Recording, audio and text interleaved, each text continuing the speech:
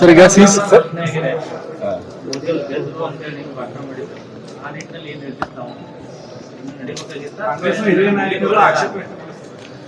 ನೋಡೋಣ, ಈಗಂತಿ ಮುಗಿದಿದೆ.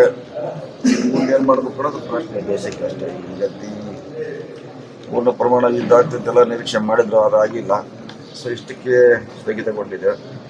ಮುಂದೆ ದೇಶವನ್ನು ಯಾವ ರೀತಿ ಕಟ್ಟಬೇಕು, ಬೆಳೆಸಬೇಕು ಅನ್ನೋದು ದೇಶಕ್ಕಿರುವಂತ ಚಾಲೆಂಜ್. ಸರ್, ಈಗ ಸೋಷಿಯಲ್ ಮೀಡಿಯಾದಲ್ಲಿ ಒಂದು ವಿಚಾರ ಬಹಳಷ್ಟು ಪ್ರಸ್ತಾಪ ಆಗ್ತಾ ಇದೆ. ಇಂದಿರಾ ಗಾಂಧಿ 1971ರಲ್ಲಿ ಏನ್ ಅವ್ರು ಮಾಡಿದ್ರು ಅದೇ ಮಾದರಿಯಲ್ಲಿ ಮೋದಿ ಅವ್ರು ಮಾಡ್ಬೇಕಾಗಿತ್ತು ಅನ್ನೋ ಒಂದು ವಿಚಾರ.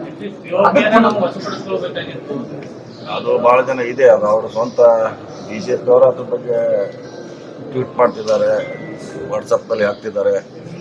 ಇದನ್ನು ನಿಲ್ಲಿಸಬಾರ್ದು ಅಂತ ಬಹಳ ಜನ ಅಭಿಪ್ರಾಯ, ಇನ್ಕ್ಲೂಡಿಂಗ್ ಬಿಜೆಪಿ ಅವ್ರದ್ದು. ಅವ್ರಿಗೆ ನಿಂತಿದೆ, ಈಗ ಇನ್ನು ಮಾಡ್ಲಿಕ್ಕೆ ಆಗೋದು.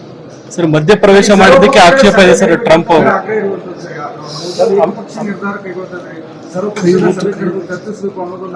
ಗೊತ್ತಿಲ್ಲ, ನೋಡೋಣ. ಅದು ಇಂಟರ್ನ್ಯಾಷನಲ್ ಮಟ್ಟದಲ್ಲಿ ಆಗಿದೆ, ನಮಗೇನು ಗೊತ್ತಿಲ್ಲ. ಇಲ್ಲಿದ್ದೀವಿ ನಾವು. ಒಂದು ದಿವಸ ಅವ್ರಿಗೆ ಬಂದೇ ಬರ್ತೈತಿ. ಯಾಕೆ ಟ್ರಂಪ್ ಮಧ್ಯಸ್ಥಿಕೆ ವಹಿಸಿದ್ರು, ಯಾರು ಅವರಿಗೆ ರಿಕ್ವೆಸ್ಟ್ ಮಾಡ್ಕೊಂಡಿದ್ರು ಅನ್ನೋದು ಒಂದು ದಿವಸ ಯಾವಾಗ ಯಾರು ಅವರಿಗೆ ರಿಕ್ವೆಸ್ಟ್ ಮಾಡೋದು ಹೊರಗೆ ಬರ್ತೈತಿ. ನೋಡೋಣ, ಕಾದು ನೋಡ್ಬೇಕಷ್ಟೇ. ಸರ್, 26 ಜನರಿಗೆ ಈಗ ನ್ಯಾಯ ಸಿಗ್ತಾ ಅಂತೀರಾ ಸರ್? ಇಲ್ಲ, ಸಿಕ್ಕಿಲ್ಲ. ನ್ಯಾಯ ಖಂಡಿತವಾಗಿ ಸಿಕ್ಕಿಲ್ಲ. ಸೊ ಅದಕ್ಕೆ ಮತ್ತೆ ಕಾಯ್ಬೇಕಾಗುತ್ತೆ.